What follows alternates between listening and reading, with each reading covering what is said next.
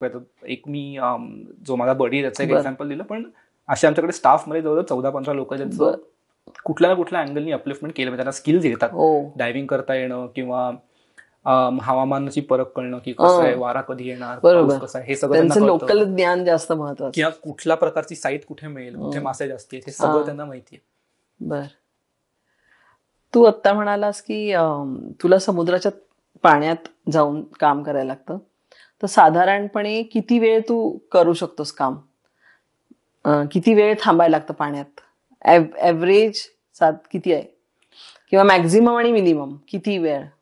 आता त्यातही बऱ्याच गोष्टी आहेत. म्हणजे आता किती वेळ थांबता येतं हे 2 गोष्टींवर अवलंबून आहे. एक म्हणजे तुमचं काम काय रिसर्च करताय, आणि दुसरं म्हणजे तुम्ही किती खोल जाताय. तुम्ही जितकं खोल जावाल तितकं म्हणजे प्रेशर येतं पाण्याचं, आणि पाण्याचं प्रेशर जितकं वाढेल तितकं तुमच्या टँकमध्ये असलेली हवा कमी होते.